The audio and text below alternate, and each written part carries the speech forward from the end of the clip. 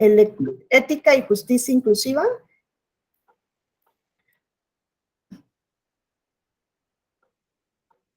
Bueno, en ese sentido, pues analizar un poco cómo podemos incardinar ambos conceptos.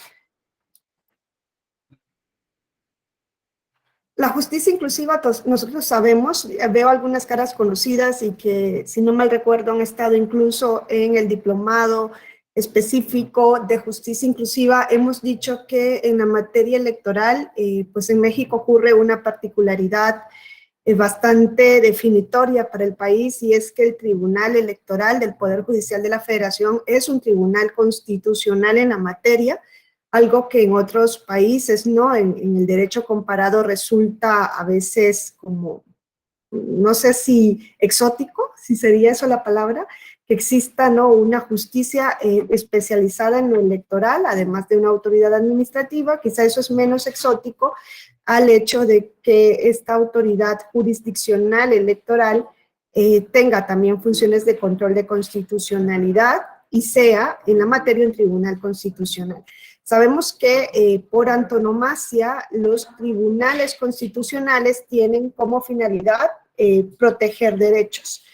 Y en ese sentido, en México, el Tribunal Electoral ha venido cumpliendo este papel, ¿no? Muchas veces pensamos en la jurisdicción de lo electoral como aquella que se encarga de dirimir conflictos. Es más, ahorita se está hablando, ¿no?, sobre lo electoral a partir de la propuesta de reforma que se presenta, y pues se plantea desde una perspectiva o de una palestra de ser aquella autoridad que se refiere solo al ámbito de lo político, pero quizás se deja de poner el foco en esta otra faceta que es proteger derechos político-electorales, y esta labor en México también es trascendental, dado que el amparo, que es la reina de las garantías, ¿no?, es el juicio de las garantías, pues en México no procede en materia electoral, ¿no? Procede para tutelar derechos políticos, algo que también es exótico en el derecho comparado, ¿no?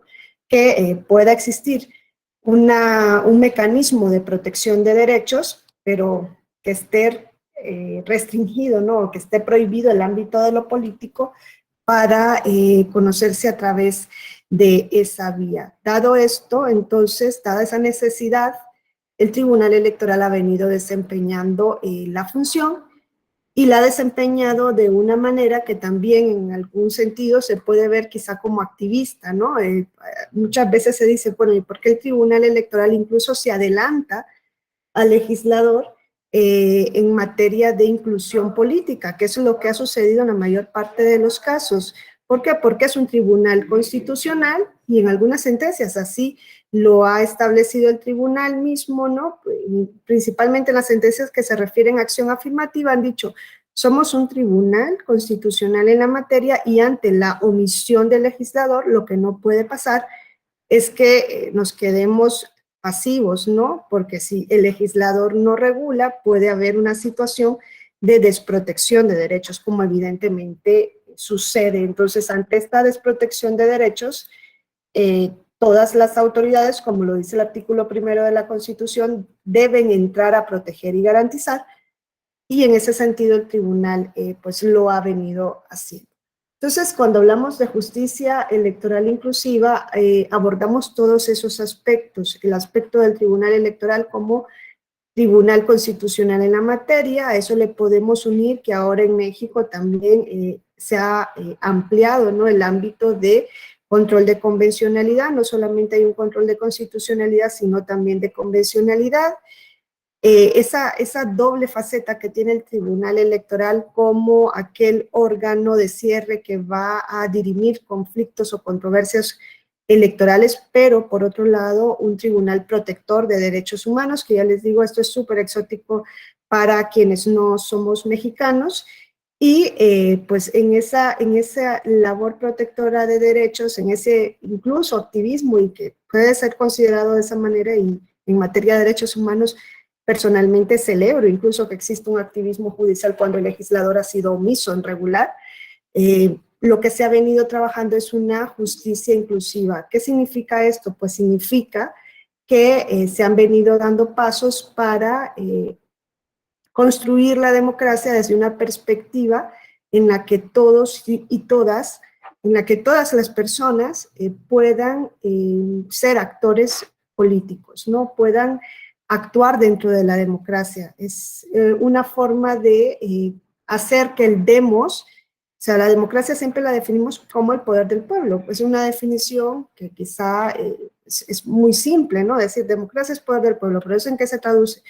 Pues una de las facetas de esa democracia es que el demos esté incluido por todas las personas sin hacer exclusiones indebidas, sin restringir derechos, sin discriminar. Y es lo que se ha venido trabajando a partir de la inclusión lo hemos visto en cursos específicos de personas en situación de cárcel, personas en situación de calle, personas con discapacidad, personas indígenas. Entonces, incluso se ha venido trabajando en una construcción de la paridad, que ahora se dice no solamente es una paridad en las listas, sino también una paridad en cargos unipersonales. Y en este actuar, pues debemos preguntarnos cuál debe ser la postura de los órganos judiciales, que creo que yo ya lo adelantaba previamente y celebraba que los órganos judiciales electorales sean órganos que vayan a la vanguardia, ¿no? Y que incluso se adelanten al legislador. Miren lo que les estoy diciendo, son cuestiones mayores, ¿no? Que un órgano judicial se adelante en su decisión a la regulación que le correspondería en principio hacerla al legislador, que es el representante del pueblo soberano, ¿no? ¿A quién le corresponde llevar a cabo esas acciones? Pues al legislador. En ausencia del legislador, se ha venido diciendo, la autoridad electoral tiene que entrar a suplir.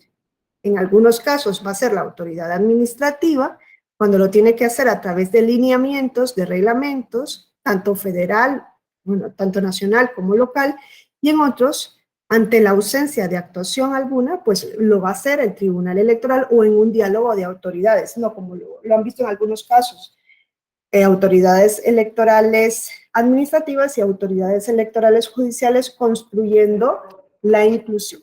Pero esto nos habla de autoridades que están en actuación, ¿no? Que no se quedan omisas y que no dicen, ah, no está regulado, pues entonces la solución formalista es muy fácil de tomar. Dicen, ah, lo que no está regulado, pues no existe y eso, pues que quede así hasta que el legislador lo quiera regular. Entonces, hay que preguntarnos cuál debe ser la ética a regir en el ámbito judicial. Ahora también les digo que quien quiera participar lo puede hacer directamente, puede abrir el micrófono y participar.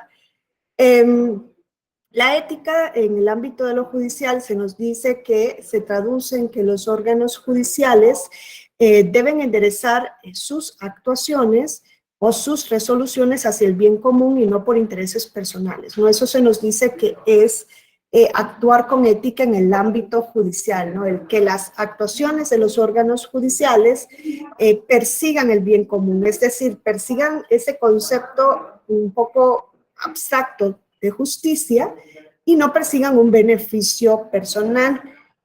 Esa concepción de la ética en las resoluciones judiciales ha venido modificándose, ¿no? A día de hoy lo podemos entender desde una perspectiva distinta como se entendía en su momento la ética judicial, por ejemplo, en los siglos XVI o XVII.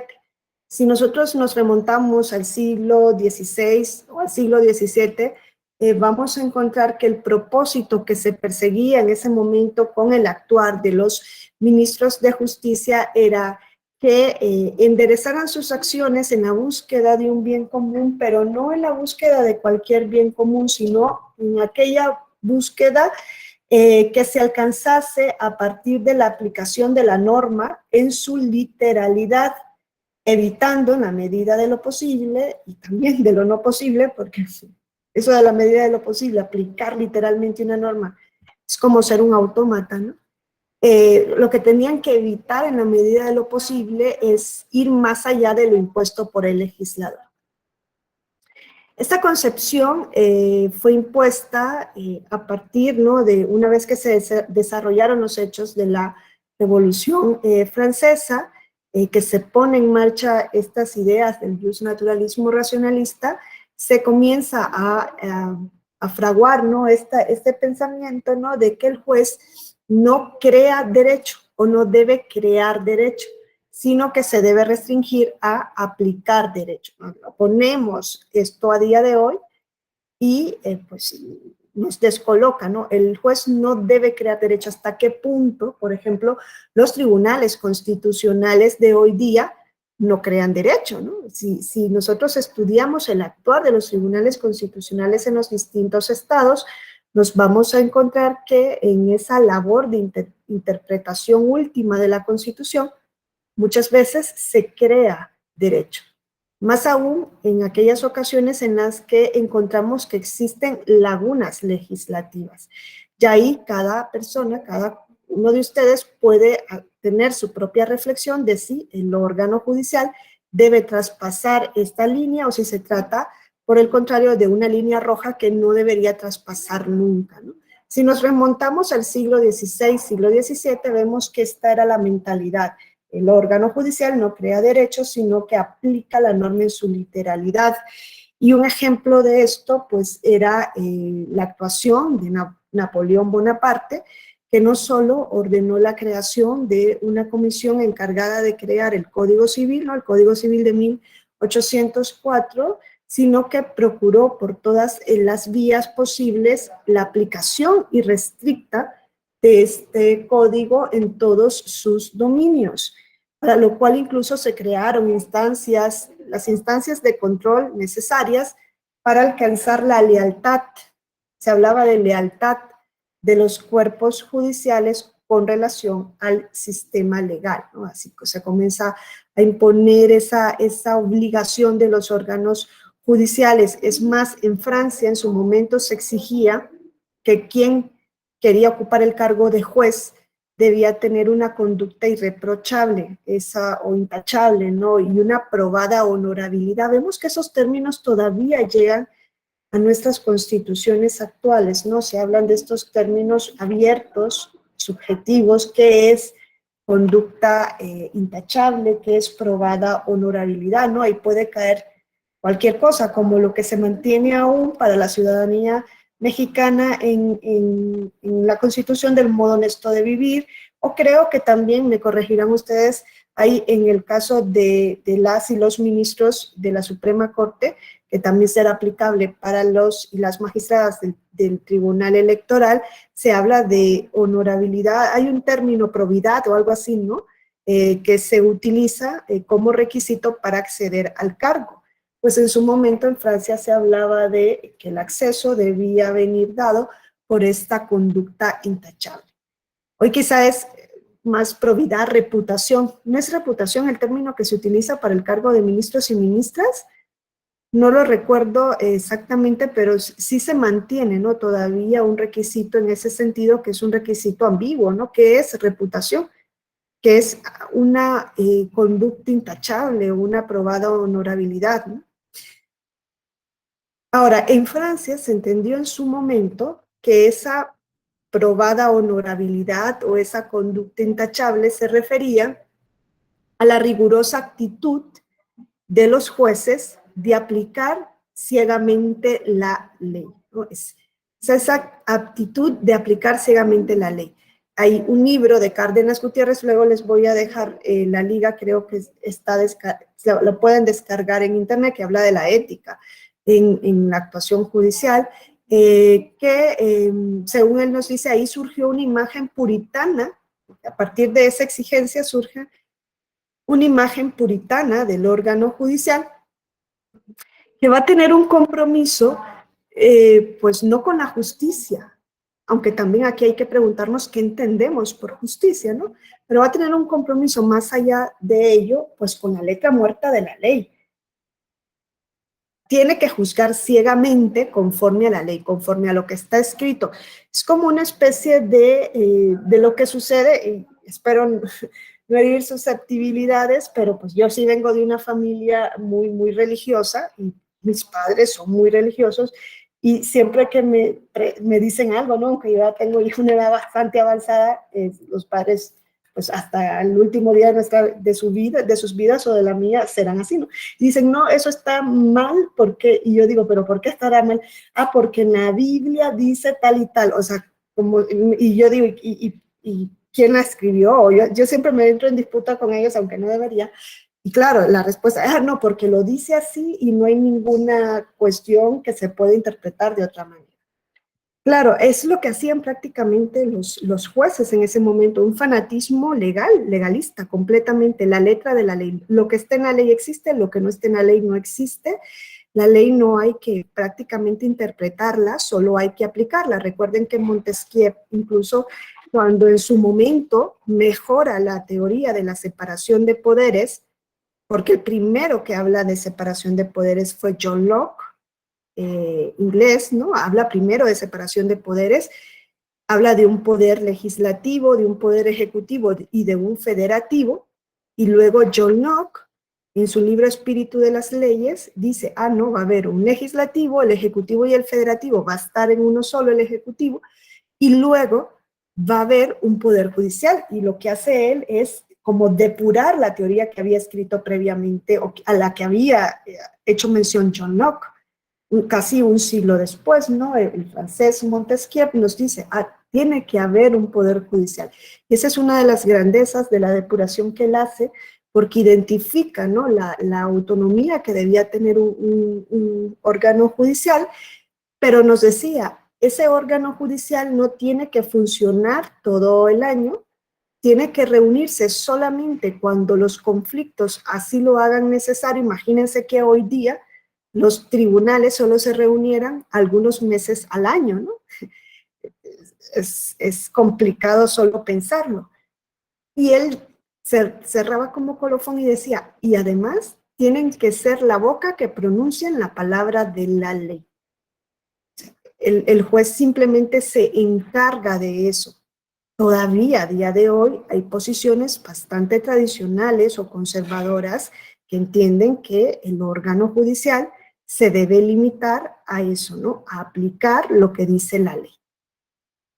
Y dónde queda la interpretación, dónde queda la argumentación, ¿no? ¿Dónde entraría el ejercicio de un control de constitucionalidad, más aún cuando estamos hablando de un órgano que tiene la naturaleza de ser el sumo intérprete y controlador de los actos para que sean conforme a la Constitución? Entonces, quedaría en entredicho esa función.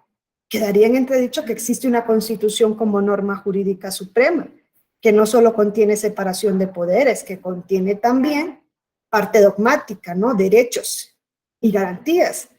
Y que la Constitución es, por encima de todo, una carta de derechos, ¿no? La Constitución nace, si ven en su desarrollo, principalmente con esa finalidad de proteger unos derechos que en su momento se consideraban naturales, ¿no? Incluso la separación de poderes, si en algún momento tienen la oportunidad de leer este libro de Montesquieu, del espíritu de las leyes, él dice, la separación de poderes existe para garantizar la libertad de los ciudadanos. Quiere decir los derechos. Los poderes se separan, las principales funciones de un Estado se separan para garantizar libertad, para garantizar derechos. En la base de la separación de poderes están los derechos. Entonces, ¿hasta qué punto hay que, como autoridad judicial, o hasta qué punto podemos exigir que las autoridades judiciales sean estrictamente fieles al precepto, a la letra, ¿no? de la Constitución o de la ley? ¿Creen ustedes que las autoridades judiciales o las autoridades judiciales que persiguen ese bien común pueden obtener o pueden alcanzar este objetivo si aplican literalmente la formalidad de la norma, la letra, ¿no? Estamos hablando de incluso cada ley, cada norma tiene una finalidad, no estamos hablando del espíritu en sí de la ley, sino que estamos hablando de la literalidad. ¿Debe ser esa la actuación de los órganos judiciales?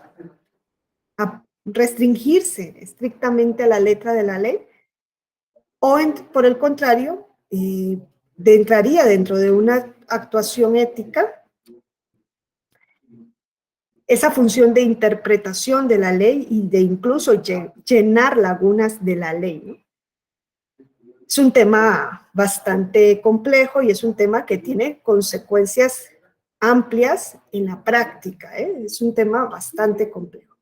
Entonces, miren, en el siglo XVI, en el siglo XVII, incluso hasta a día de hoy se mantienen posturas de ética positivista, en donde el deber de los órganos judiciales es aplicar la ley tal cual. Incluso esa postura de ética positivista llevó a una dicotomía entre el hombre ley y el hombre humano, ¿no? El primero, el hombre ley, sería aquel que ejecuta la ley de manera autómata, impávida, sin inmutarse, sin contemplaciones ni misericordia, ¿no? Aplica estrictamente el derecho ese, bajo la convicción de que la ley es perfecta tal y como está.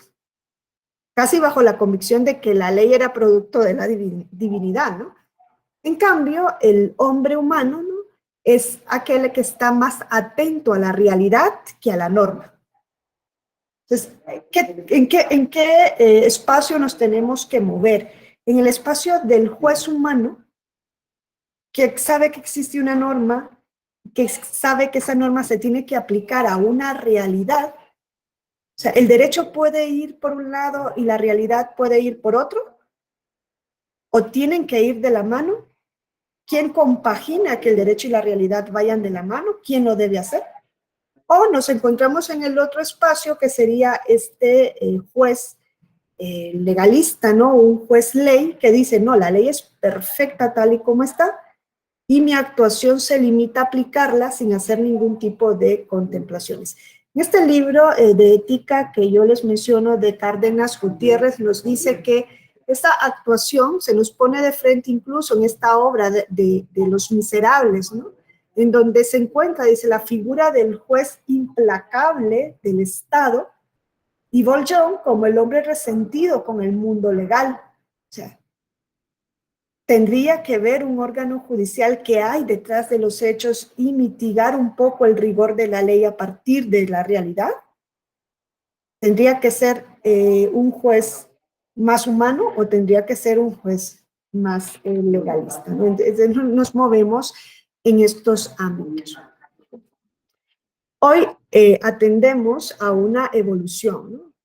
Quizá hoy podríamos decir que un juez que ejerce su función no es aquel que se limita a aplicar la literalidad de la ley, sino que es aquel que también vela porque se cumplan deberes de promoción y de respeto de las personas, ¿no? Quizá esto nos habla de un nuevo parámetro de justicia y quizá en México esto les debería llamar más la atención a partir de la reforma de 2011, en donde, les vuelvo a decir, el artículo primero dice todas las autoridades, incluye a todas, de todos los ámbitos, deben promover, proteger, garantizar, ¿no?, los derechos, respetar los derechos humanos. Hay un deber de promoción, hay un deber de respeto de los derechos que va a ser difícil alcanzar si nos quedamos en la posición legalista, ¿no? Hay un nuevo parámetro, no solo de derechos humanos, sino que hay un nuevo parámetro de ejercicio del poder y dentro de ese poder podemos también hacer mención a la justicia. Claro, no, con esto no les quiero decir que el buen juez, si podríamos llamarlo de alguna manera, debe ser aquel que no solamente se limite a aplicar la literalidad de la ley, que también en su actuación vele por la promoción de derechos y que quizá en ese momento tiene que apartarse incluso a veces de la literalidad, o tiene que hacer una interpretación de la ley que la haga conforme a la Constitución. Fíjense, una interpretación de la ley, quizá el juez no se tiene que apartar de un solo tajo, quizá ese llamamiento es a interpretar la letra de la ley de tal manera que se haga acorde con la Constitución. Y en aquellos casos en los que no hay ley, pues buscar decisiones que sean acorde con los fines de promoción, respeto, garantía de los derechos humanos, ¿no? Pero en ese ejercicio los órganos judiciales no pueden actuar de manera está libre, ¿no? Como el viento, sino que también se deben regir por unas ciertas guías que están dentro de la ética, ¿no? Por eso es importante hablar de ética. ¿Por qué? Porque van a haber una serie de valores, si podríamos llamarlo de esta manera, ¿no? En virtud de la cual se van a actuar, van a regirse estos órganos judiciales, una serie de virtudes que en el ámbito judicial quizá es más correcto entenderlas como una correcta lógica argumentativa en cuya vanguardia tiene que ir pues, la propia prudencia del órgano judicial. Miren, en México, como les digo, yo se ha venido trabajando por esta justicia electoral inclusiva. Ya ustedes, quiero que me digan quiénes han estado en el diplomado. Veo algunas caras. Bulmaro, no sé si estuvo alguna vez en el diplomado de justicia inclusiva, pero sí me acuerdo que nos ha tocado hablar de esta materia, ¿no?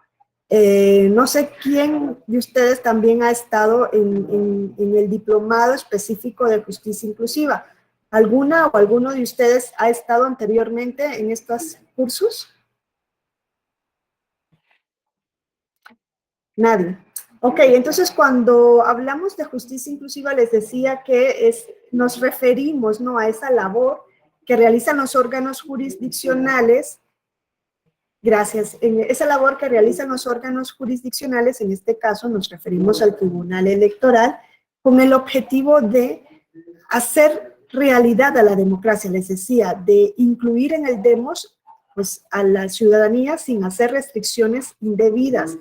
O sea, la justicia inclusiva es un camino que se ha venido recorriendo para eliminar prejuicios, discriminaciones, barreras, exclusiones, para integrar a los grupos que históricamente han estado fuera de la democracia. Hoy tuvimos una charla, una conferencia interna dentro de un máster de Derechos Humanos con Perspectiva de Género, y la profesora a cargo de la charla nos decía, damos por sentado que la democracia existe. Son pocos los países, son mínimos, es mínimo el porcentaje de países que tiene realmente democracia. Es más, nos decía, ponemos como cuna de la democracia Atenas y nos olvidamos que en Atenas el 50% de su población, las mujeres, no podían ni siquiera salir de sus casas. O sea, salían solamente para que las vieran y que el varón eligiera con cuál se quería casar.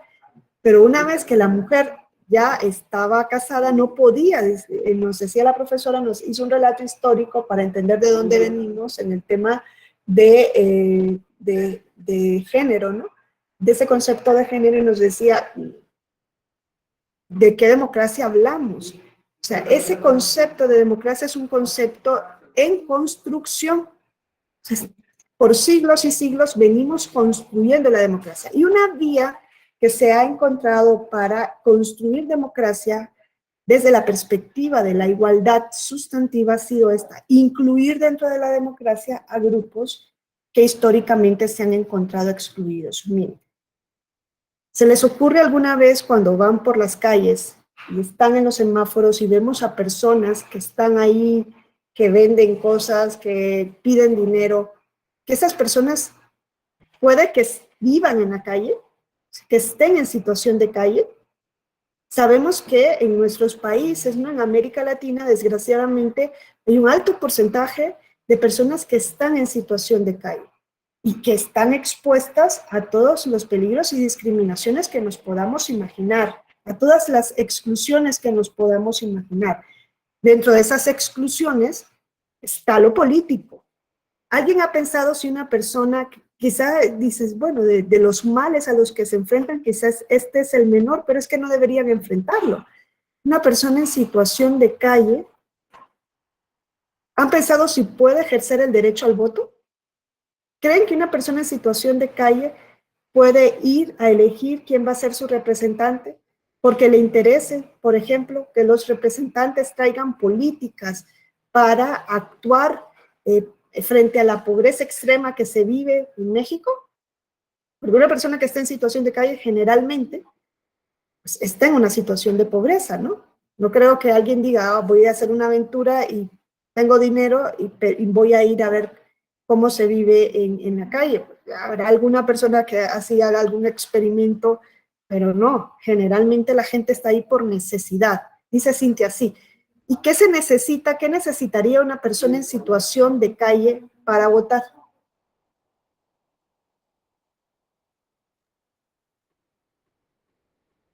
¿Cuál sería el elemento, el presupuesto, uno de los presupuestos indispensables para que una persona en situación de calle pueda ejercer el derecho al voto?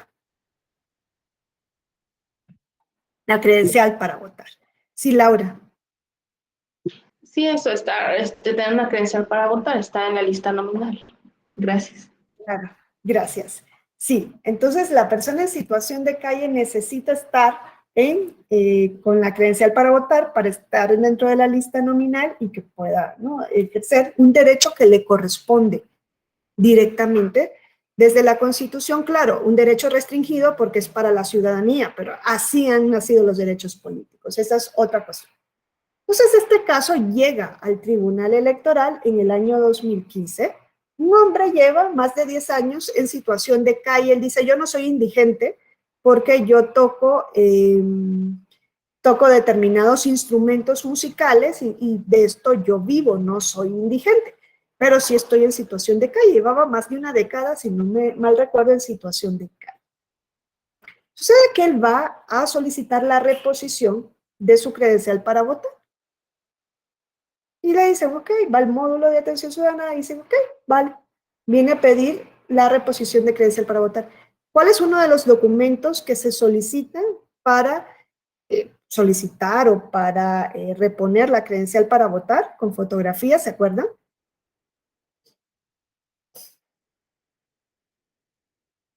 El comprobante de domicilio. Comprobante de domicilio. Comprobante de domicilio, exacto. El comprobante de domicilio. Es más, había un acuerdo en ese momento cuando él va de la Comisión Nacional de Vigilancia que dice, tiene que presentar, entre otras cuestiones, el comprobante de domicilio. Además de identificar a la persona, ¿no? Tiene que venir con algo que le identifique, ¿no? Saber que esta persona es ciudadana de México, porque, a ver, tenemos que comprobar o que nació aquí o que se naturalizó. Hay que comprobar de alguna manera su identidad y, entre otras cuestiones, su domicilio para efectos de geolocalización. Este hombre va y le dicen, ok, perfecto, su comprobante de domicilio. ¿Por qué? Porque la normativa dice, le contestan, la normativa exige, entre otros, la presentación del comprobante de domicilio o para inscribirse o para actualizar el padrón electoral. Si usted quiere actualizar, entonces necesita un comprobante de domicilio. ¿Cómo va a presentar un comprobante de domicilio una persona que tiene más de 10 años de estar en situación de calle? ¿Cómo va a comprobar? ¿Cómo va a presentar un comprobante de domicilio? Pero si nosotros somos buenas autoridades, y fíjense si este caso fuese ante un órgano judicial y dice, no, es que yo soy un buen juez y aquí la normativa dice que, entre otras cuestiones, vas a presentar un comprobante de domicilio. Pero no tienes que evaluar dentro de esta situación la realidad en la que se encuentra la persona. Solamente vas a aplicar la letra, la normatividad, pero no vas a tomar en cuenta, para la promoción y respeto de los derechos humanos, la realidad de la que partimos. No partimos de una realidad que hay un grupo de personas que no van a poder presentar un comprobante de domicilio y que eso no fue previsto por la normativa. Y al momento de aplicar la normativa no tendrían la obligación las autoridades, y yo no voy a hablar ahora solo de judiciales, todas y cada una de ellas, de interpretar esa normativa. No está el principio pro persona. En ese momento, ya era 2015, no hay un principio pro persona, no se tiene que favorecer el derecho a la persona, no tienes que actuar para promover, respetar, garantizar los derechos. No, pero es que la normativa dice. Entonces este hombre, lo que le respondieron en la autoridad administrativa fue, mira, no podemos porque la normativa dice, ¿y quién soy yo para ir en contra de lo que dice la normativa? No podemos hacer excepción. Entonces presenta un JDC ante el Tribunal Electoral. Luego dicen, es que estos órganos son demasiado activistas. Claro, pero la bola caliente se la pasan al Tribunal Electoral. Viene, conoce en ese momento Sala Distrito Federal, y Sala Distrito Federal comienza a analizar este tema, que no es un tema fácil. Estas cuestiones son casos difíciles generalmente de resolver, no son casos fáciles de resolver. ¿Por qué? Porque nos encontramos en este caso, miren, no solamente frente a una norma, sino frente a una norma que tiene una laguna de protección de derechos. Y dice el Sala Distrito Federal, ok, vamos a hacer un test de proporcionalidad, a ver si aquí efectivamente esta norma es contraria a la Constitución. Y comienzan a analizar, ¿es necesario un comprobante de domicilio para efectos de la credencial para votar? No les canso el cuento, lo que dijo Sala Distrito Federal es, miren, sí es un requisito necesario y es el quizá menos agravante que el resto, tiene una finalidad racional, una finalidad constitucional, porque esto se exige efectos de geolocalización de la persona. Porque debe votar la persona para efectos de certeza también, que es un principio constitucional, ¿no? Tiene que votar en el lugar donde le corresponde, según su domicilio. Para eso es que existe esa exigencia del comprobante de domicilio, ¿no? No es una cuestión que se le ocurrió, dice, a la normativa porque dijo, y también que me presente una foto con el cabello rubio. No, es que es algo que tiene una racionalidad, ¿no? Es proporcional. Pero no obsta esto a que exista una inconstitucionalidad por omisión. ¿Por qué? Porque dejó de lado la circunstancia de que va a haber un grupo de población que no va a tener un comprobante de domicilio y entonces la normativa debe dar una solución a este caso. Y la solución que se encontró para este caso es, y la construye, no el legislador, la construye Sala Distrito Federal, no la construye la autoridad administrativa, la construye Sala Distrito Federal, dice, en los casos en los que venga una persona en situación de calle a solicitar su credencial para votar o la actualización, dos funcionarios de la autoridad electoral administrativa tienen que ir y comprobar directamente que la persona está en situación de calle, y en este supuesto así lo hicieron. Él dijo que pernoctaba en dos distintos lugares y fueron a preguntar, a indagar, a ver si era cierto, si habían testigos, que esta persona pernoctaba ahí y efectivamente estaba en situación de calle. Fueron al último domicilio donde esta persona había vivido, según la creencia, según los datos que constaban en el registro, y comprobaron que la persona ya no vivía ahí. Y una vez que se dieron cuenta que efectivamente esta persona estaba en situación de calle, dijeron, ok, entonces para efectos de que esta persona tenga su credencial para votar, en el apartado donde se pone calle, ¿no? Y número y tal, le vamos a poner que no existe. ¿Y dónde le vamos a geolocalizar? Pues en la sección correspondiente al lugar donde pernocta. Esto sí es necesario por si quiere ejercer el derecho al voto. Pero también es necesario que tenga su credencial para votar con fotografía. ¿Por qué? Porque no olvidemos otra situación que en México es trascendental. La credencial para votar con fotografía no solo la veamos para proteger la inclusión desde la perspectiva de los derechos políticos, ¿no? La credencial para votar con fotografía es en México su documento de identidad oficial.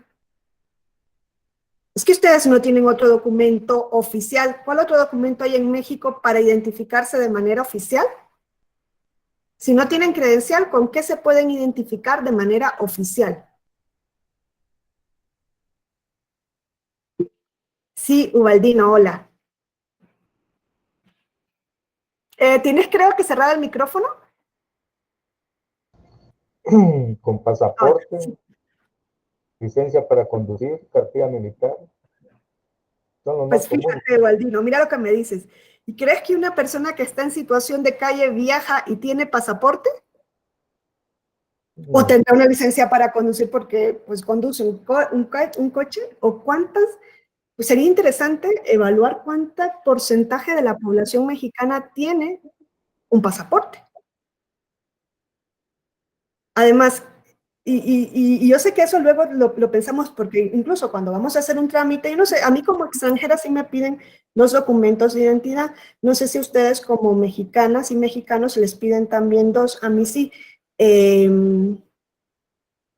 Claro, yo digo, bueno, y si tengo mi FM2, también tengo un pasaporte porque soy extranjera. De alguna manera tendré yo que haberme identificado al llegar, pero debería tener también una licencia para conducir y debería tener otros documentos que existen que no son oficiales. Fíjense, cuando hablamos de documento oficial significa lo siguiente, que el Estado está obligado a darlo de manera gratuita. ¿Está el Estado obligado a darles de manera gratuita un pasaporte?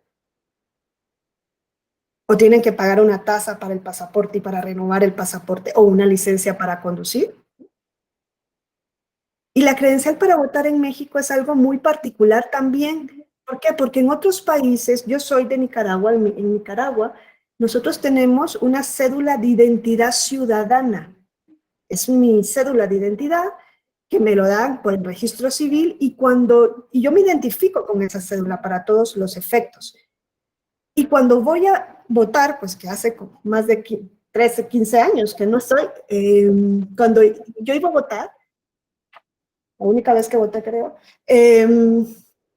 a mí me marcaban mi cédula de identidad ciudadana. Era mi documento de identidad que hace las veces para identificarme, entre otras cuestiones, en lo electoral. En cambio, en México, la cédula de identidad es el documento electoral que hace las veces para identificarte. Y claro, como que la presunción que tenemos es que la cédula de identidad ciudadana es esto. Su naturaleza es identificarte para el voto. Y nos olvidamos de esta otra parte. ¿Y qué pasa con el derecho a la identidad? Fíjense, ¿saben para qué quería este hombre tener su cédula, su credencial para votar? No dijo que era porque quería ejercer el derecho al voto, no. Dijo, yo no soy un indigente, yo estoy en situación de calle, pero toco instrumentos musicales y recojo un dinero y quiero abrir una cuenta en el banco. Y no me abren una cuenta en el banco si yo no tengo mi credencial para votar. Entonces, la credencial es un documento que te habilita para identificarte y esa debería ser su naturaleza principal. En México lo han tenido al inverso y dicen, sí, es el documento para votar y si no puedes votar, no puedes identificarte. Sí, Ubadín. ¿Qué opinión tiene usted? Ya es que estamos en este tema, aunque nos salgamos un poquito. Los bancos, cuando no está vigente la credencial del lector, no la toman como una identificación. ¿Por qué? Si se supone que la vigencia es únicamente considero yo, nada más para votar en determinado momento, pero como identidad o como un simple documento de identificación debe contar. Sí, eso es un extremo formalismo, ¿no? Porque pues, ya dejaste de existir como persona. O sea, y casi en todos los países es así. Si tu cédula de identidad, credencial, como se llame, se venció, no te la admiten. Ya dejaste de existir porque el derecho a la identidad es como persona, ¿no? Yo tengo un nombre, me identifico dentro de todos, he dejado de existir. Es un formalismo, ¿no? Pues te obliga a cada tanto tiempo, ¿no? Ir ante la autoridad y refrescar tus datos. Eso es en todos lados, Ubadino, no solo en el ámbito de los bancos y no solo en México. Yo he tenido la oportunidad de vivir también en España y ahí también el DNI, el Documento Nacional de Identidad, no hay una credencial para votar, votas con el DNI y una vez que se te haya vencido el DNI, entonces tenías que renovarlo para efectos de identificarte. Claro, la renovación no sé cómo está en México, ahí se hacía casi en el mismo día, ¿no? En Nicaragua, que incluso, pues, con todos los problemas que tenemos, incluso las cédulas de identidad vencidas, te daban un periodo de tiempo que se extendió hasta por años en algún momento para renovar. Y te decían si se te admite, incluso cuando esté vencida, ¿no? En pro de beneficiar los derechos de la persona, que no deja de ser persona porque su documento de identidad se haya vencido. Es que es un documento de identidad. Miren, son cuestiones que quizá en las que no pensamos porque quizá no nos atañen en muchas ocasiones. Ya les digo, todo esto llega ante las autoridades jurisdiccionales electorales. Una persona privada de libertad. Hasta 2019, que está la sentencia, bueno, esta es de 2000, sí, de 2019, una persona privada de libertad, y no estoy diciendo condenada, privada de libertad, puede ser que esté siguiendo el proceso bajo prisión preventiva, esa figura un poco malvada, ¿no? Que se ha introducido casi como la regla general, todos a prisión preventiva. Y la excepción es estar en libertad condicional, cuando debería ser a la inversa. Por derechos humanos, porque vas a colocar a esta persona que no ha sido sentenciada en las mismas condiciones, en las condiciones que no debería estar ningún ser humano, la verdad, pero se coloca en una situación de una persona condenada. Y vuelvo a repetir, bajo mi perspectiva, nadie debería estar en esas condiciones infrahumanas. Celebran lo que está haciendo Bukele, ¿no? Hay gente que le parece maravilloso cuando hay una evidente vulneración de derechos y ahí es un estado de naturaleza. Ahí ya no hay ley civil, tienen por simple presunción vas a la cárcel. Ah, ¿y cuál es la prueba? Ah, que tienes tatuajes y probablemente seas mara. O sea, y celebra el presidente todos los días en pro de ser tan libertario, todas las personas a las que tienen privadas de libertad, ¿no? No sé si han seguido ustedes las noticias, a mí la verdad es que me da muchísimo miedo una persona así, pero bueno. En el caso de las personas privadas de libertad se decía, ah, ¿estás en prisión? Cero credencial para votar con fotografía. ¿Por qué? Porque tú ya no vas a poder votar. Saben que la Constitución establece, en el artículo 38, ¿no? Que incluso dice, a partir de auto de formal prisión, que cambiaron, ¿no?, ese término en México, se suspenden los derechos de ciudadanía. Eso significa que si estás en prisión, pues no puedes votar ni ser votado y todos los derechos de ciudadanía.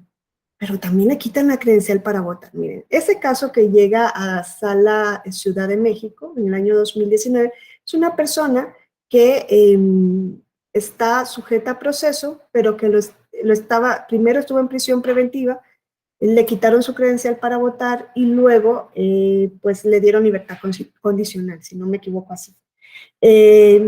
Dado que está en libertad, acude también ante la autoridad administrativa, ante el módulo de atención ciudadana y dice, oye, quiero renovar, o quiero, renovar mi credencial para votar con fotografía. Van, le revisan y dicen, ah, no, aquí hay un registro de que tú estás sujeto a un proceso y entonces por eso no te podemos dar tu credencial para votar con fotografía. Ah, pero ¿por qué? Ah, porque la ley dice, y no cualquier ley, la Constitución dice que a partir de auto de formal prisión se te suspenden los derechos de ciudadanía. Ergo, si la credencial para votar es para ejercer la ciudadanía, tú no puedes tener credencial para votar porque tienes suspendidos tus derechos de ciudadanía.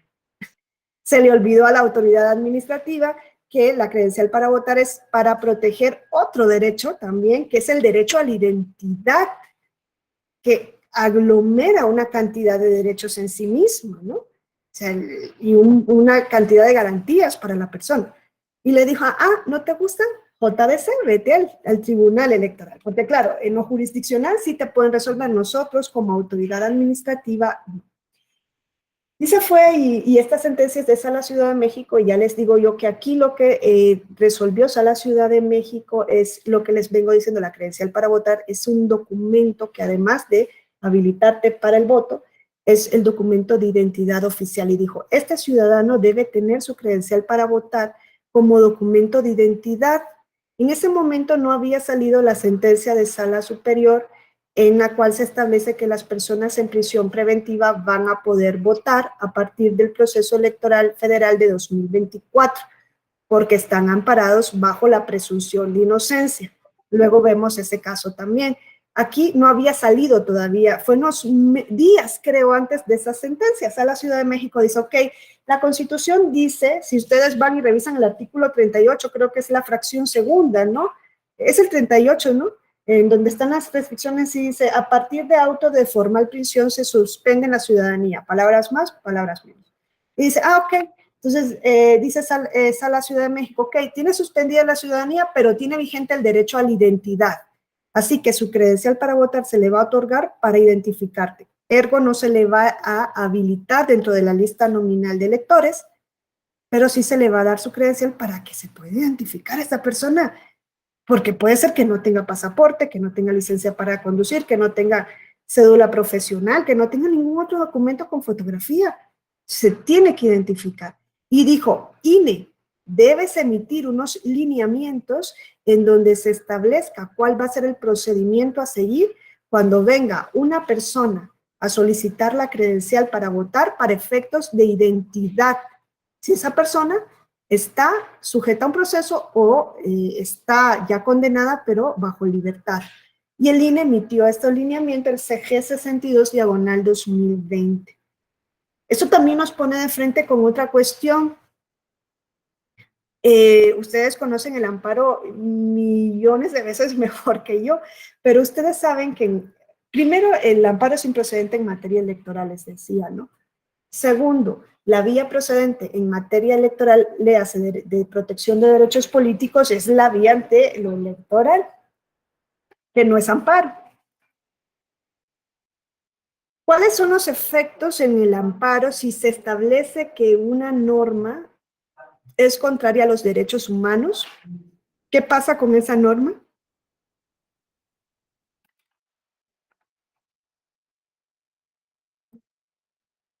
¿Qué pasa con una sentencia que en materia de amparo diga esta norma impugnada es contraria a la Constitución? ¿Cuál es el efecto que tiene? ¿Esta norma desaparece del ordenamiento jurídico? ¿Esa norma desaparece solo para un caso? ¿Se acuerdan?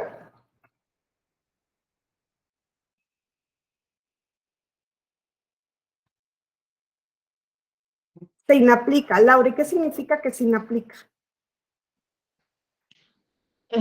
Se deja sin efectos para el caso. Para el caso, ¿no? En concreto. Sí, perdón, se deja para efecto para el caso. Perfecto, dice Laura, se deja sin efecto para el caso. Pero eso significa que la norma sigue vigente en el ordenamiento jurídico, ¿no? Solamente se inaplica para el caso concreto, que es lo que llamamos efectos interpartes, ¿no? Solamente es para el caso concreto. Pues fíjense, en materia electoral yo les vengo diciendo, eso es justicia constitucional, lo que hace a través del amparo un juez de distrito, un tribunal colegiado, la Suprema Corte. O sea, controla que actos de autoridad, incluyendo normas o incluso actos de particulares, en algunos casos, sean o no conforme a la Constitución. En el caso de las normas, si yo quiero impugnar una norma a través del juicio de... Si encuentras. Si yo quiero impugnar una norma a través del juicio de amparo, tengo que primero demostrar que yo estoy legitimado, ¿no? Que tengo una legitimación jurídica, que tengo un interés jurídico legítimo, que hay un agravio, que la norma me causa un perjuicio. No puedo decir, esa norma es inconstitucional, pero a mí no me causa una lesión. No, yo tengo que ir a demostrar eso. Y una vez que lo demuestre, el órgano encargado de tramitar el amparo nos la va a inaplicar en el caso concreto, pero la norma sigue existiendo en el ordenamiento jurídico. El efecto es interparte, solo para el caso concreto. Pues en el caso de la justicia electoral, a partir de la reforma constitucional del año 2007, este es el artículo 99, párrafo 6 de la Constitución, le dice al Tribunal Electoral, miren, el Tribunal Electoral, todas sus salas, no solo Sala Superior, todas las salas que le integran, las salas regionales y Sala Superior, pueden aplicar leyes en materia electoral contrarias a la Constitución. Las decisiones que se dicten se limitarán al caso concreto. Es un efecto interpartes, al igual que en el amparo. Cuando dicen aplicar leyes, también se refiere a la interpretación que haga. Tiene que ser para el caso concreto. Miren, en este caso era una sala, les dije que en el caso del voto era Sala Ciudad de México, ya, no era Sala Distrito Federal, era Sala Ciudad de México, Sala Distrito Federal era para el caso de personas en situación de calle. En este caso era Sala Ciudad de México, interpretando no cualquier cosa, estaba interpretando a la propia Constitución. Es que esta restricción está en la Constitución. Es el artículo 38 de la Constitución el que la establece. y Sala Distrito Federal, Sala Ciudad de México, perdón, comienza a interpretar lo que quiere decir la Constitución y dice, ok. Es cierto que el artículo 38, estoy viendo si puedo ubicar ahorita el artículo 38. Es cierto que el artículo 38 de la Constitución habla de esta restricción.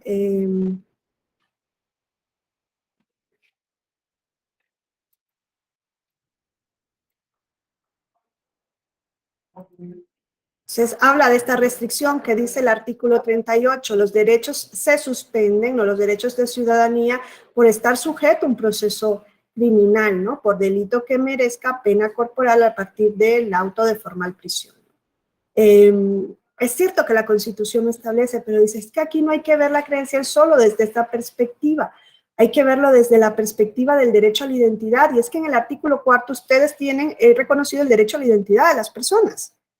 Entonces dijo, hay que verlo desde esa perspectiva, pero no solamente dice, ojo, vino este ciudadano X a pedirnos su credencial para votar, aun cuando está sujeto a un proceso, vinculado a proceso, como se diga hoy, aun cuando eso nos viene a pedir su credencial para votar, la decisión que le vamos a dar no solamente es para él, como la Constitución dice, para el caso concreto, no, porque eso es justicia inclusiva, que resolvemos solo diciendo, sí, denle la credencial para votar a esta persona que está sujeta a un proceso, pero bajo libertad condicional, porque hay que protegerle el derecho a la identidad solo a él.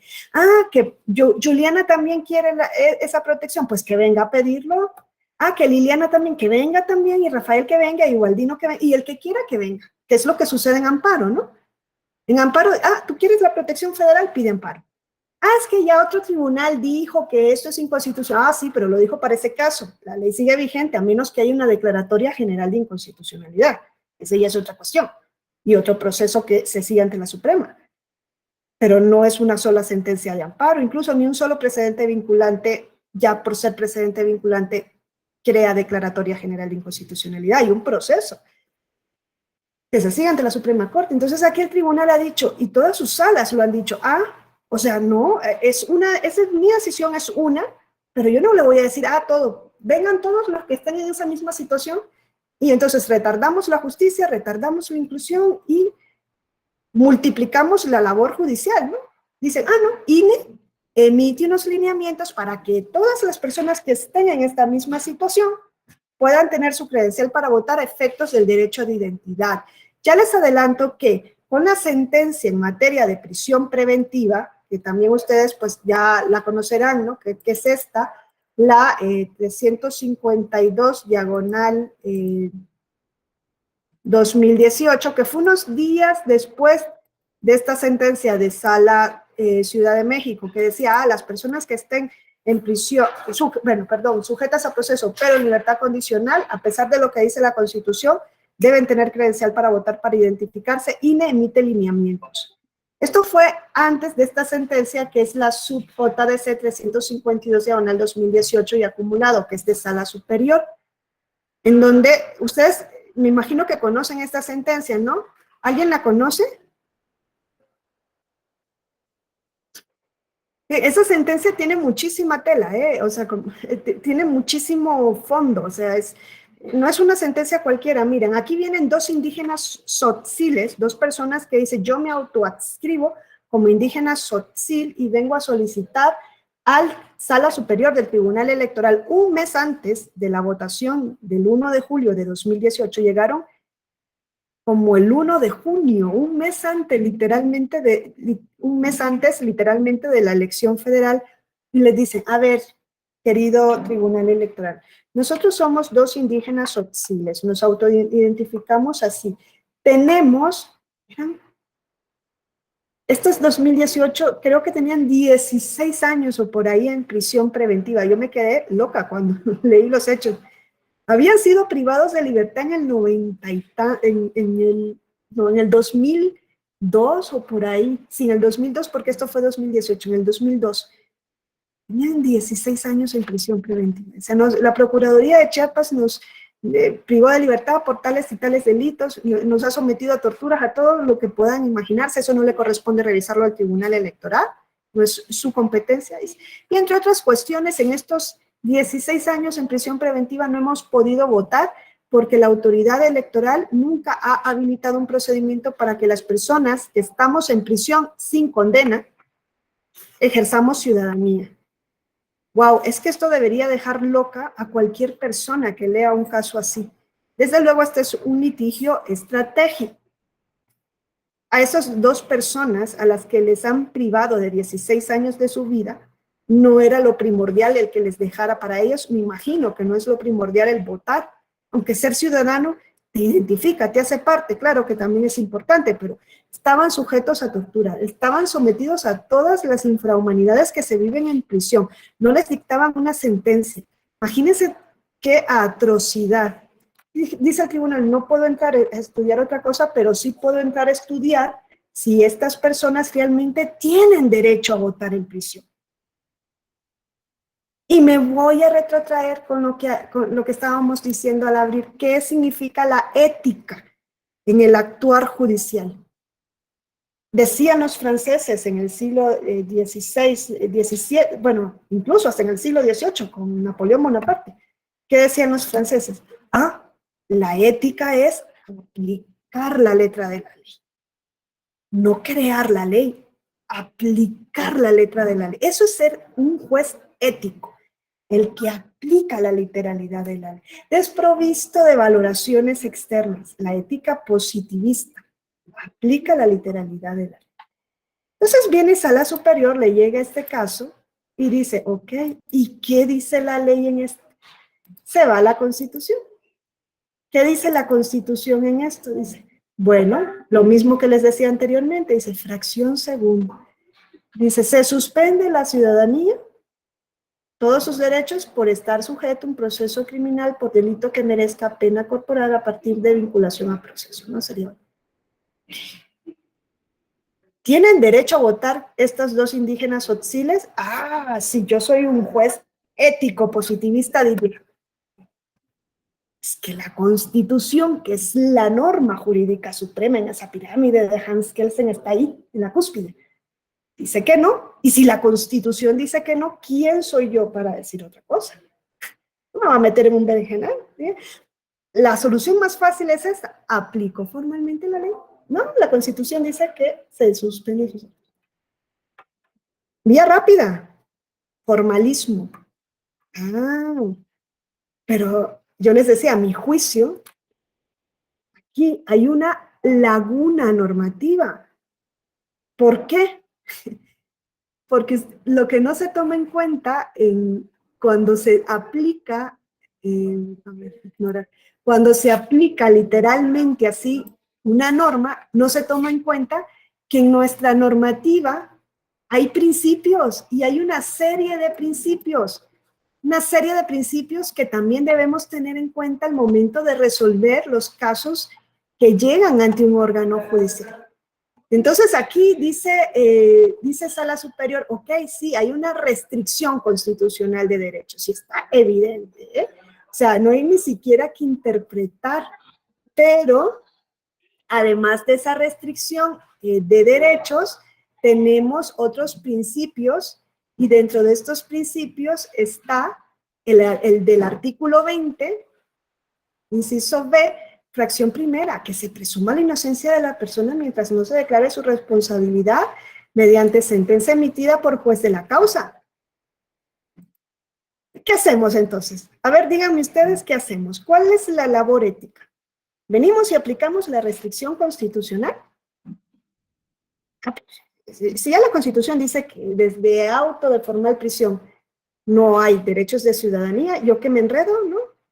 Aplicamos directamente la Constitución y ya está. Nos quitamos el caso, ¿no? Como tortillas en un molde, ya, una tortilla, 2 tortillas, 3, fácil.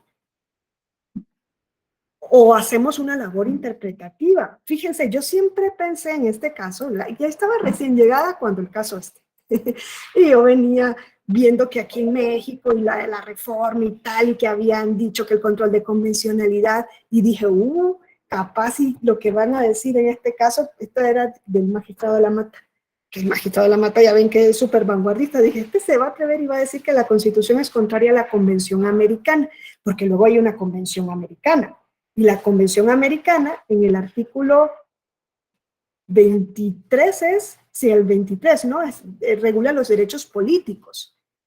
Y dice, son derechos políticos, votar, ser votado, asignar a cargo, puede ser designado a cargos públicos, y en el párrafo segundo dice, y se pueden restringir, no son absolutos, se pueden restringir, comienza a dar causales por las cuales se pueden restringir los derechos políticos. Dice, por razón de edad, bueno, nosotros sabemos, ¿no? Si tienes menos de 18 años en México, de 16, por ejemplo, en Nicaragua, eso varía en algunos países y no puedes ejercer sus derechos políticos. ¿Hay una razonabilidad detrás? Entiendo yo que sí, eso también es discutible, ¿no? Dice, por razón de edad, por razón de nacionalidad, yo, que no soy mexicana todavía, puedo ejercer derechos políticos en este país por más que tenga tantos años de residencia, por más que esté implicada, por más que esté integrada en la sociedad, por más que pague impuesto, que cumpla las leyes, yo no puedo decidir quién me representa, nadie me representa. Yo aquí no tengo derechos políticos. Y dice la convención por razón de equidad, y luego dice, por sentencia condenatoria de juez penal competente. No dice por estar vinculado a un proceso, sentencia condenatoria. Y yo pensé, la Constitución establece una restricción mayor que la Convención.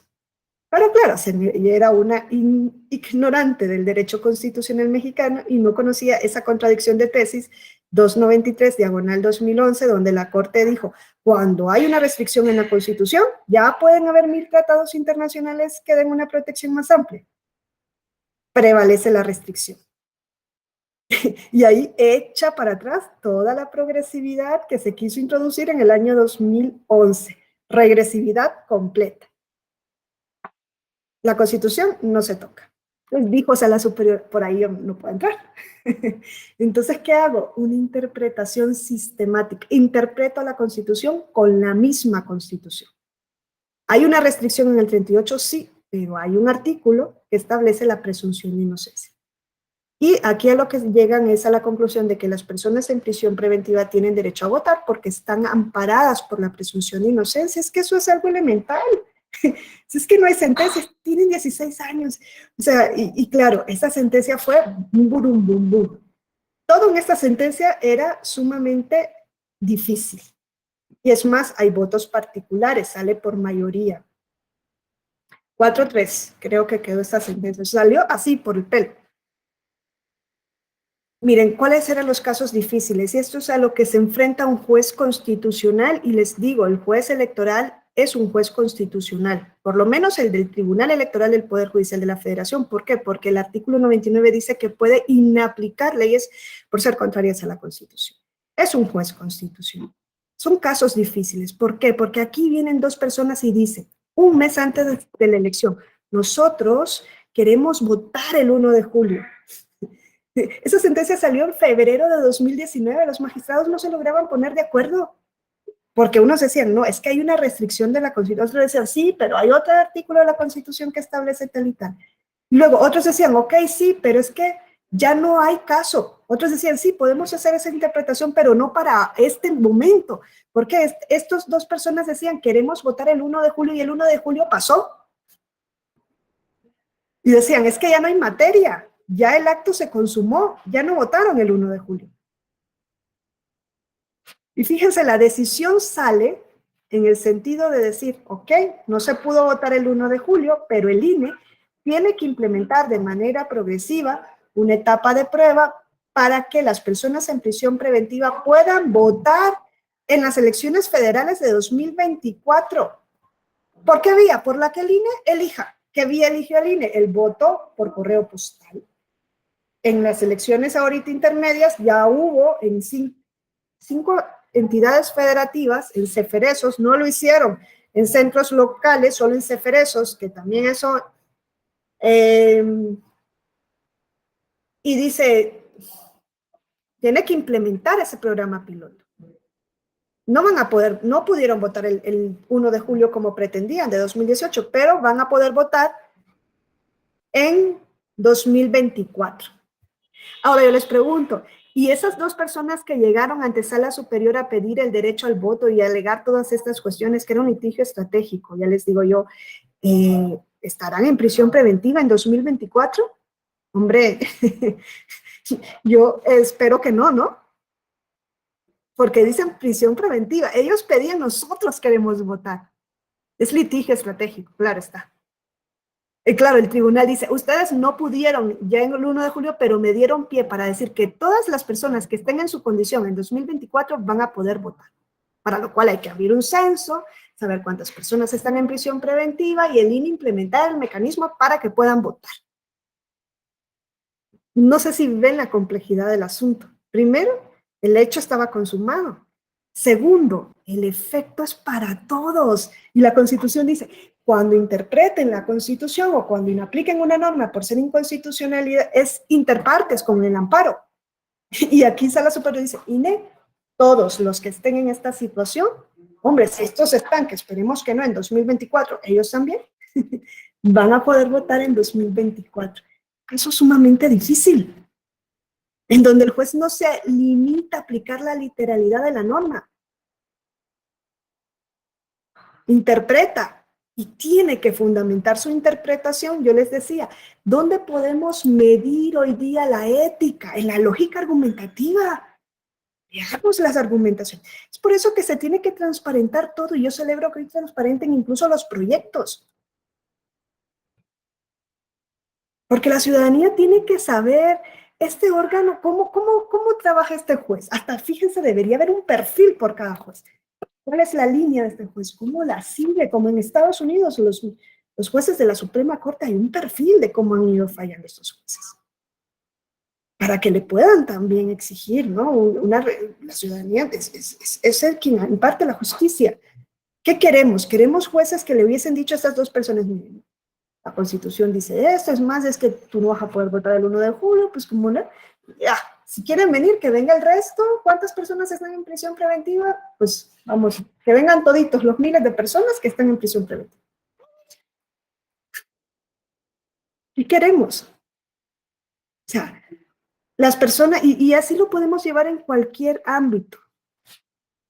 La persona con discapacidad, esa es otra cuestión, la persona con discapacidad debe tener una representación o no, una representación política o no. ¿Por qué es necesario que una persona con discapacidad tenga una representación política? Pues porque hay un grupo que ha estado en situación histórica de desventaja y porque quizá esa persona, no es que quizá, porque esa persona llega a la palestra pública y visibiliza que es posible que una persona con discapacidad llegue. ¿Cuántas personas con discapacidad han tenido ustedes como gobernadores, como diputados, como senadores, como presidentes, como alcaldes? ¿A cuántas? Difícil. Entonces hay que abrir una vía quizá para que estas personas puedan llegar a estos cargos públicos. ¿La ha abierto el legislador? No. Entonces, como no la ha abierto el legislador, los partidos políticos no deben estar obligados a postular dentro de sus listas a personas con discapacidad. Esos casos también comenzaron a llegar al Tribunal Electoral.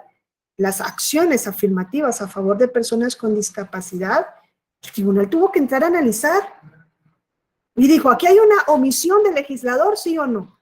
¿Y qué dijo un tribunal local? No, porque en la Constitución Federal, a ver, léanme el artículo donde dice que los partidos están obligados a postular a personas con discapacidad. No hay ninguno, no hay omisión. Pero, ¿y en los tratados internacionales habrá alguno que diga que las personas con discapacidad deben ejercer sus derechos políticos en igualdad de condiciones que el resto y que para eso se tienen que abrir vías? Sí, hay una convención sobre los derechos de personas con discapacidad que México fue su principal promotor y que está vigente desde el 2008 en México. Es bloque de constitucionalidad. Crea obligación a las autoridades y a los particulares, pero no se aplicaba. Y entonces le dijo Sala Superior a un primer tribunal, que me acuerdo que fue el de Hidalgo, le dijo, oye, Tribunal de Hidalgo, tú dices que tu Congreso no ha sido omiso, el Congreso Legislativo de Hidalgo, en crear acciones afirmativas para que las personas con discapacidad entren a lo político. Claro que ha sido omiso, porque hay tratados internacionales que establecen esta cuestión.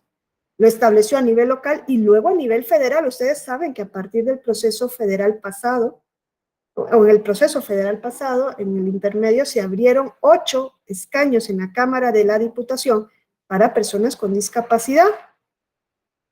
Además que se abrieron 4 para afrodescendientes, 3 de la diversidad sexual y 5 diputaciones migrantes. Eso se los contaba yo a una profesora española que nos dio la charla hoy y casi le da un infarto, dijo que estábamos locos en México. ¿Cómo era posible fragmentar la representación y que entonces mañana le íbamos a abrir para personas que les gustaban tener animales de compañía? Dije, no, porque eso no tiene que ver con la dignidad, ¿no? No ha sido una exclusión, no es excluir ese grupo de personas a la que le gustan los animales de compañía o que tienen determinadas preferencias culinarias de lo político.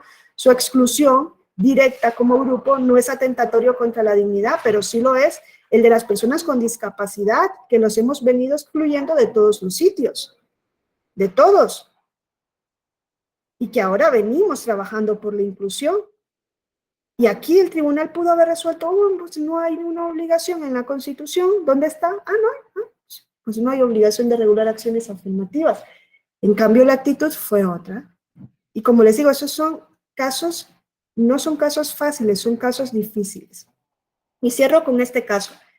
Antes de la regulación que se hizo en este proceso, para el proceso federal del 2021-22, donde se introducen a partir de una serie de lineamientos del INE y de sentencias del tribunal, acciones afirmativas, cuotas, ¿no?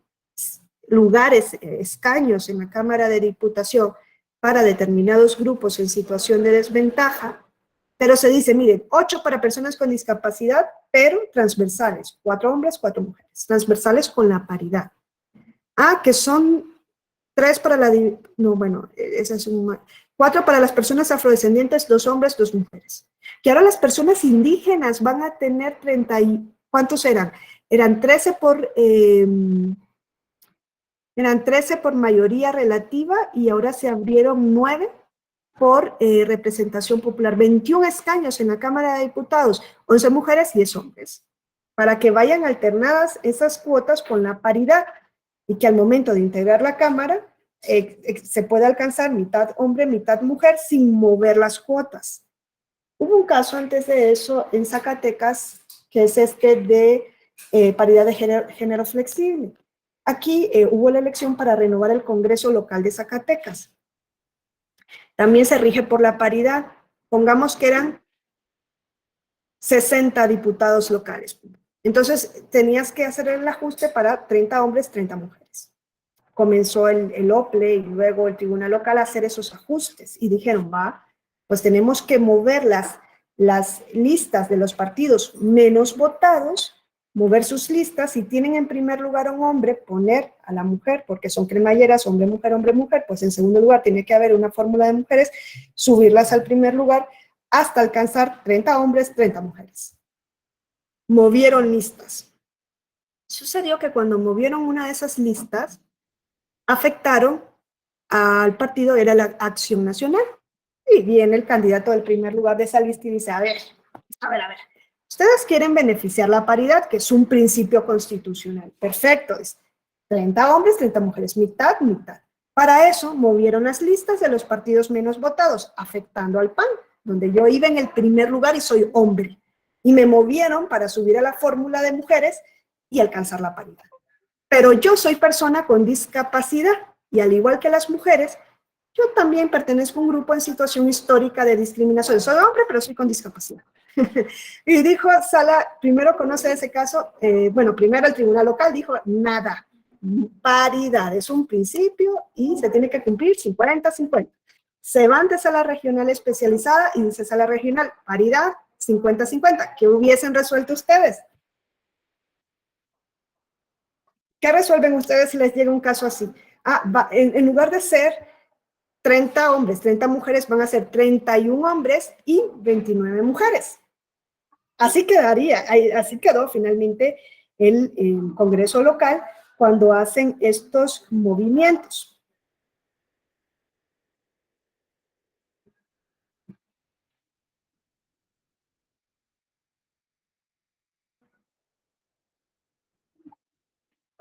Sí, Ubaldino.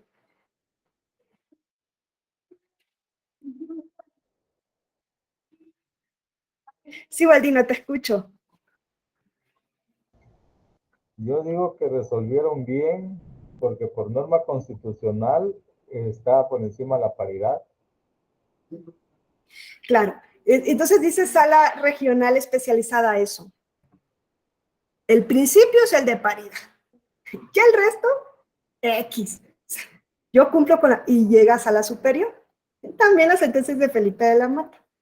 Para que cuando les toque una, van a ver que muy tradicional no va a ser la decisión. Sí, José Ángel.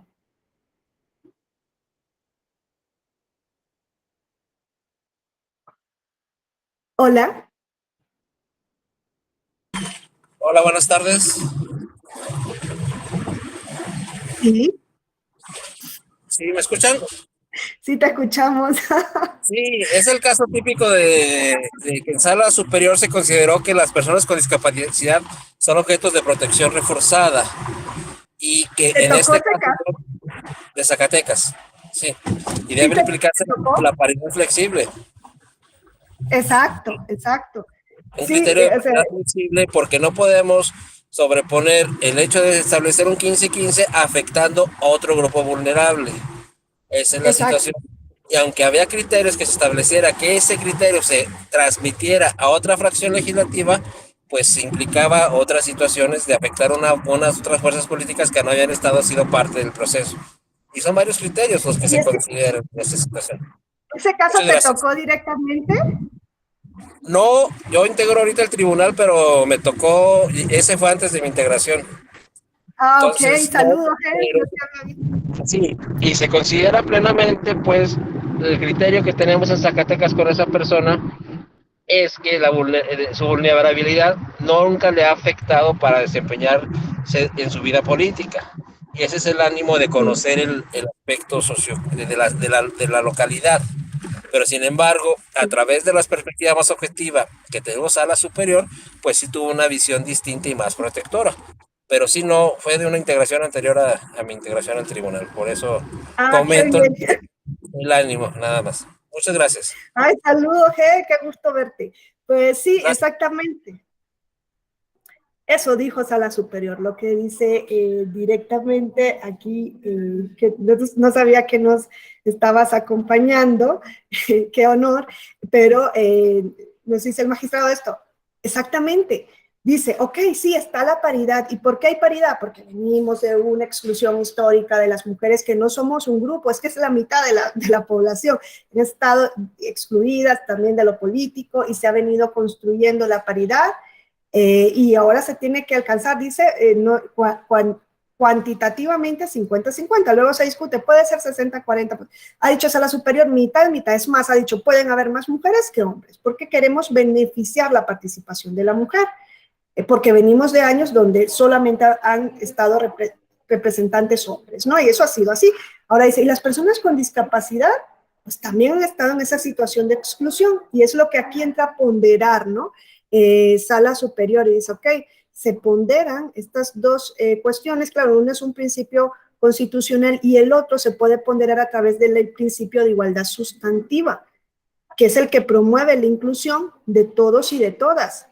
Y dijo, ok, en este caso no hay una alteración grave a la paridad, por eso habla de paridad flexible, porque va a quedar, pongamos, no me acuerdo el nombre exacto, pero quedaría, por ejemplo, 31 hombres, 29 mujeres. Luego el mismo ciudadano decía, sí, yo siempre he podido participar, pero no significa que todas las personas en mi condición lo puedan hacer.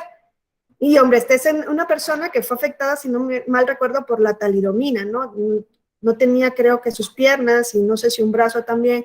Era una discapacidad motriz. No es lo mismo que cuando hablamos, por ejemplo, en nuestra cultura de discapacidad cognitiva, de discapacidad intelectual, una persona con síndrome de Down.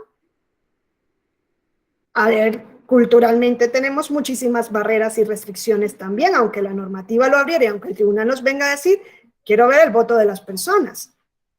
Porque luego se abren las acciones afirmativas por discapacidad, pero muchas veces dice física y sensorial, que es las personas que no pueden ver o escuchar, pero no dicen nada de la intelectual o psicosocial, ¿no? Entonces, todas esas cuestiones, como les decía, son casos bastante delicados, porque están en juego derechos, principios, porque no se pueden resolver desde la aplicación, o no se deberían resolver quizá desde la aplicación formal, aunque en algunos casos es la vía rápida, ¿no? La aplicación formal.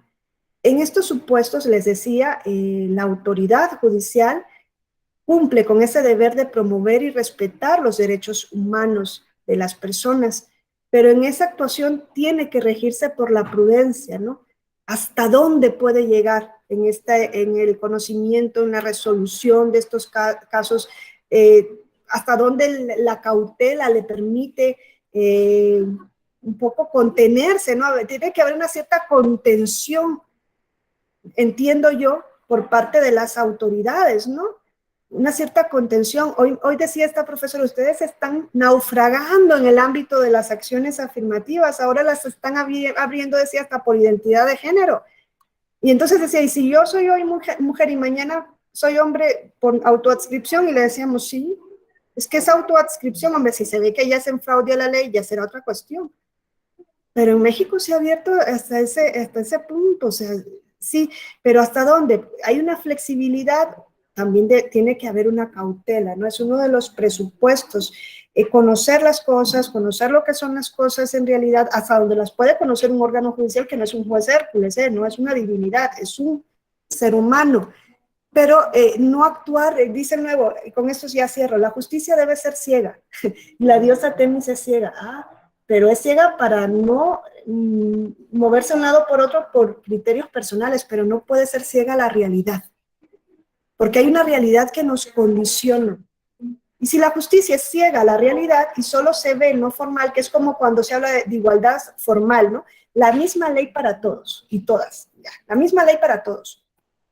Pero nosotros podemos ser iguales ante la ley, pero en la realidad no tenemos el mismo punto de partida. Y entra en juego la equidad, ¿no? Entonces, o la igualdad sustantiva. Entonces decimos, la misma ley para... pero si la realidad nos pone en situaciones de partida distinta, si aplicamos la misma ley para todos, discriminamos. Entonces la justicia no puede ser ciega a esas realidades, pero tampoco puede creer, yo siento, ¿no?, que a través de esas actuaciones tampoco se puede haber una extralimitación, ¿no? No son jueces Hércules. Porque cuando se extralimitan, pueden llegar a puntos donde en lugar de fortalecer o de construir democracia, reviertan a la democracia. Y vuelvo a decir que cierro, pero con esto ya cierro. Ejemplo, el Tribunal Constitucional de mi país o el Tribunal Constitucional de Bolivia, que en su momento recibieron un amparo de un candidato presidencial que decía, yo soy presidente ahorita del país y me quiero reelegir, pero la Constitución dice que no me puedo reelegir porque está restringida la reelección. Pero a los diputados no se las restringen, porque en otros países no los restringen, como en el caso de México, donde se había una restricción casi total, ¿no? Dice, pero los diputados no los restringen y estamos en la misma situación, pues nos eligen, somos representantes, tal y tal. Por voto popular llegamos. ¿Y por qué ellos sí, yo no? Y en Nicaragua, ¿qué dijo? Claro, decía la Constitución, solo se puede ser presidente por 2 periodos no consecutivos. Daniel Ortega Saavedra fue presidente en los 80s, ya había sido presidente en un periodo 2006-2011, en 2009 se quiere reelegir para 2011, y dice, es que yo no me puedo candidatear. Fui ante la autoridad administrativa a presentar mi registro y dicen que no, que la Constitución dice que yo no me puedo reelegir ya. Y entonces a mí se me viene un derecho político. Y dice el Tribunal Constitucional de Nicaragua, claro, porque hay una igualdad de supuestos, él está igual que el diputado, al diputado se le permite, a él no, la Constitución es inconstitucional porque viola el principio de igualdad. Híjole, la Constitución inconstitucional, y le abrieron la vía a la reelección indefinida a Daniel Ortega, que le dijeron a Evo Morales en Bolivia, el compañero Evo se quiere reelegir, la Constitución no lo permite, pero la Convención Americana no dice nada sobre reelección, no lo prohíbe. Hay un derecho convencional a la reelección, que ya dijo ahorita la Corte Interamericana en una opinión consultiva que ese derecho no existe a la reelección, que eso está erradísimo. Hay un derecho político a participar. Ya participaste, no tienes derecho a la reelección. Que cada país puede regular eso como lo considere conveniente. Y a Evo Morales le dijeron, la Constitución es inconvencional, relígete, compañero. Aun y cuando el pueblo le había dicho, Evo, no queremos que te vuelvas a presentar. Y de aquellas aguas, de aquellas tierras, estos lodos, ya se me olvidó el refrán. Entonces, ¿hasta dónde? Tiene que haber un límite, una autocontención en el actuar. Sí, no formal, pero sí siempre una prudencia y una autocontención. Pues yo, desgraciadamente, me voy a tener que quedar aquí. Me hubiese gustado charlar más tiempo con ustedes, tener un tiempo más para una interacción, ¿no? Y escucharles. Como les digo, hay muchísimos casos. Les invito a participar en el Diplomado de Justicia Inclusiva, donde vemos directamente sesiones específicas de casos por casos. Son bastante interesantes y nos permiten conocer otra faceta de la actuación de las y los magistrados electorales, ¿no? Esa faceta de protección de derechos humanos. Entonces, yo espero que sí nos puedan acompañar. Les agradezco muchísimo por su participación y por su atención. Y pues me despido y pues muchas gracias y que tengan un buen fin de semana. Muchas gracias, buen fin de semana. Hasta luego, doctora. Ay, adiós, qué gusto. Hasta luego, muchas gracias. Bye. Gracias, Adriana. Excelente fin de semana.